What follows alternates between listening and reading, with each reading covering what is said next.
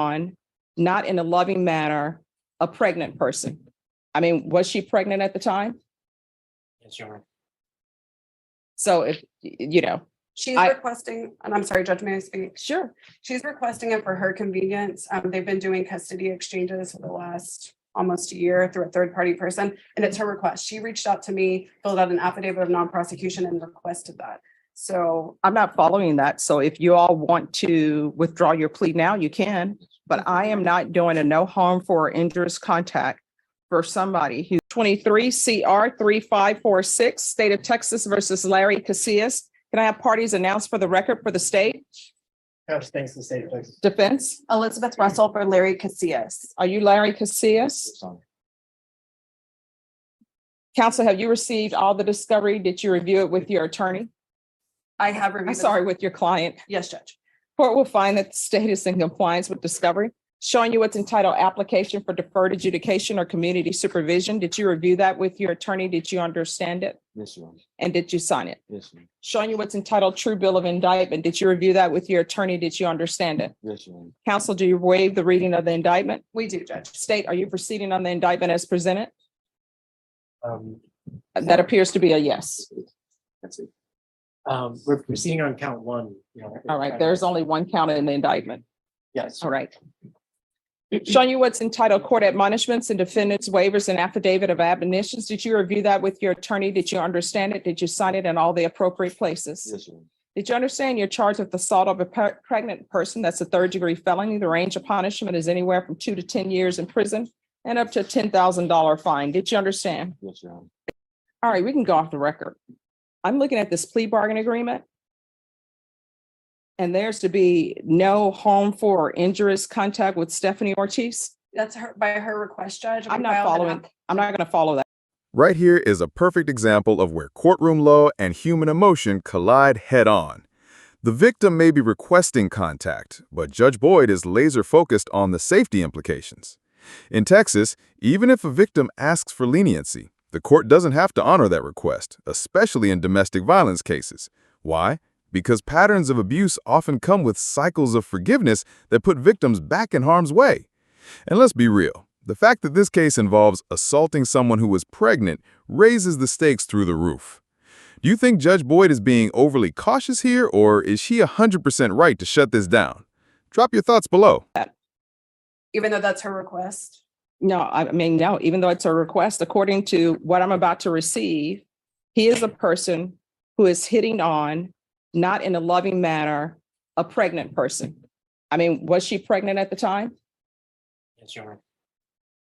So if, you know, She's I- requesting, and I'm sorry, Judge, may I speak? sure. She's requesting it for her convenience. They've been doing custody exchanges for the last almost a year through a third-party person, and it's her request. She reached out to me, filled out an affidavit of non-prosecution and requested that.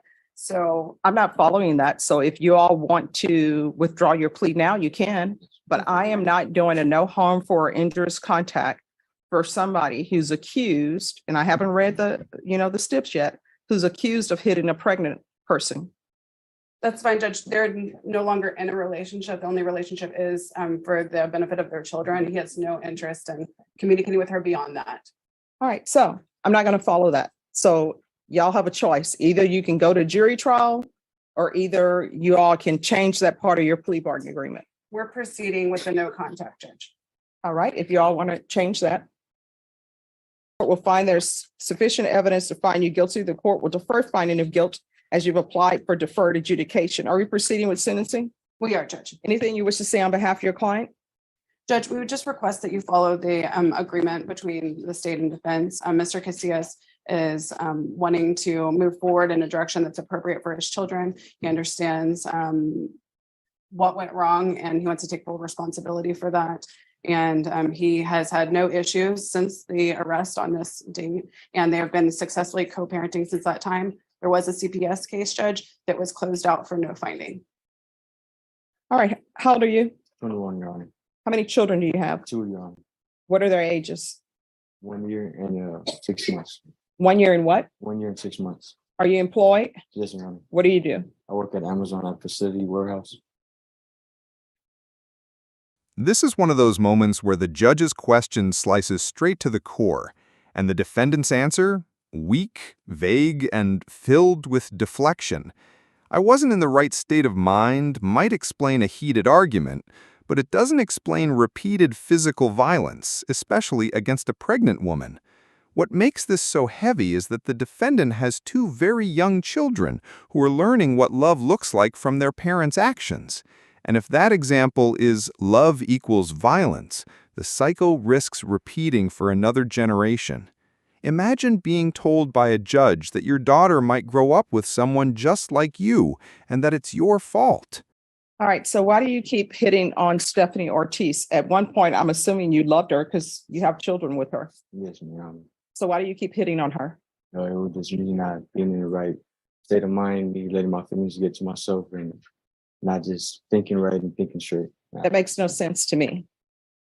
Your Honor, it was just my fault. I just let my feelings get to myself, let her get my head and Let what? let her get my head, and I just reacted in a wrongful way. No, but I mean, you're up here hitting someone. Honestly, I don't even know why I should follow this plea, but your attorney is telling me that she's filed a affidavit of non-prosecution.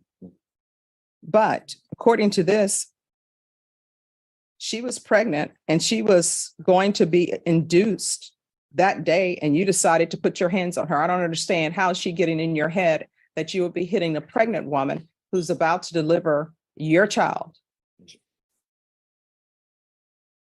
No, Your Honor, what that day was in the day we were supposed to get induced. But I believe the hitting was before that. So it was just the marks that had came about. But you still hit her while she was pregnant Yes. and she was close to her due date. Yes. Not that it's appropriate to hit anyone anyway, No, it's not, Your Honor. but obviously she was pregnant. And what she's saying in this documentation, I want you to tell you the reason why I'm saying no contact, Yes, Your Honor. because what she's saying in this police report is this is not the first time that you've been abusive to her. And the police took photos and she had bruising and swelling to the eye along with busted vessels in her eye. That's what you did. So the two children you have, is this a boy and a girl or two boys or two girls? Girl, and All right. So what's your daughter's name? Sarabella. she's a year and 7 months. All right. So she's a year and 7 months. I guarantee you she knows that you've been abusive to her mom. Do you love your daughter I love her with all my heart. with all your heart? Would you do anything for her? I would, Your Honor. I used to do CPS cases and parents would tell me I will walk through fire for my children. Yes, Your Honor. They would say that because they knew nobody had a fire for them to walk through. Mhm. But I believe you when you say you love your daughter. Yes, Your Honor.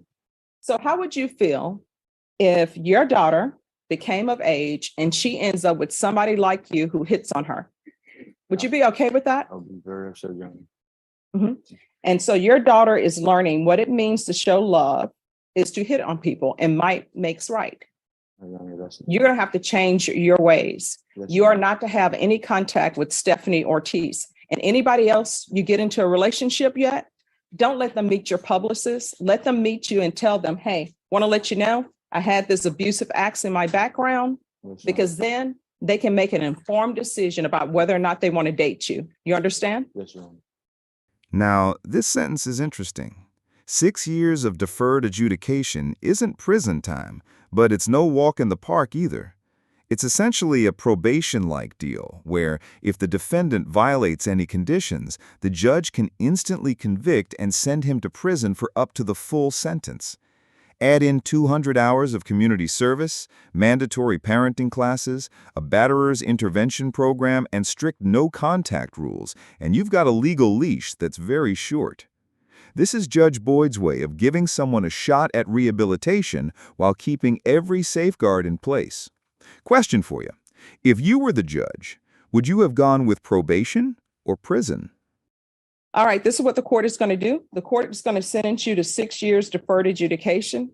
There's to be no contact with Stephanie Ortiz. There's to be the BIPP course, parenting classes, that can be with rainbows. There's to be 200 hours of community service restitution. That will be waived once he completes parenting classes. Regular reporting by Zoom or in person. Regular UAs. If you're drug tested today, what are the results going to be? Positive, Your Honor. And what are you going to be positive for? I mean, no, negative, Your Honor. Negative? Okay. So you haven't used anything. No, I think Amazon drug tests, do yes, they yes, not? yes, I'm done, Judge. Yes, ma'am. All right, there's to be regular UAs. I'm gonna want field visits one time every 3 months. Proof of employment within 15 days. There's to be no employment as a home health care provider or with minors. There's an affirmative finding of family violence. Probation, is there anything else he needs? You already did mention the regular. Yes. All right, is there anything else you need from the court in order to be successful? 2023 CR 2528 and 2023 CR 252. And just like that, the courtroom barely catches its breath before moving straight into the next case. And this one's a gut punch. From domestic violence, we jump to aggravated robbery, a crime that in Texas carries a punishment range up to life in prison. But here's the twist. The defendant is just 17 years old. This isn't a juvenile hearing. This is adult court, and the stakes are about as high as they can get for someone his age. When you see a teenager facing the same time as a career criminal, it raises the big question. When does someone's age stop being an excuse and start being a reason to set an even stronger example? State of Texas versus Berlio Marquez. Can I have parties announced for the record for the state? Jason Garrett, Your Honor. Defense. Robert Maurer for defendant, Your Honor. And are you Mr. Marquez? Yes, ma'am. Counsel, have you received the discovery in each of these cases and did you review it with your client? Yes. In each cause number, the court will find that the state is in compliance with discovery. And each cause number I'm showing you was entitled True Bill of Indictment. Did you review that with your attorney? Did you understand it? Yes, ma'am. Counsel, in each cause number, do you waive the reading of the indictment? I did. State, are you proceeding on the indictment as presented in each cause number? We are, Your Honor. Mr. Marquez, in each cause numbers, I'm showing you what's entitled Court Admonishments and Defendants Waivers and Affidavit of Admonitions. Did you review those documents with your attorney? Yes, Did you ma'am. understand them? Did you sign them in all the appropriate places? Yes, ma'am. Did you understand in each cause number, you're charged with the offense of aggravated robbery? That's a first-degree felony. The range of punishment is up to, anywhere from 5 to 99 years or life in prison and up to a $10,000 fine. Did you understand? Yes. After reviewing states exhibits 1 and attachments in each cause number, the court will find there is sufficient evidence to find you guilty and the court will find you guilty. Are you proceeding with sentencing? Yes, Judge, but ask to waive PSI. Anything you wish to say on behalf of your client? Just ask you follow the plea bargain here. All right. And the cause number ending in 2528, the court will find you guilty, sentence you to 5 years in the prison, give you credit for any time served. There's an affirmative finding of deadly weapon. This will run concurrent with 2023 CR 2529. Taking consideration 2023 CR 2621, 2527, 699, 185, and 184. There's to be restitution, if any, to Isaac Cervantes, Cameron Carroll, Kyle Sutherland, and Stephanie Lefebvre, and also no contact with any of those parties.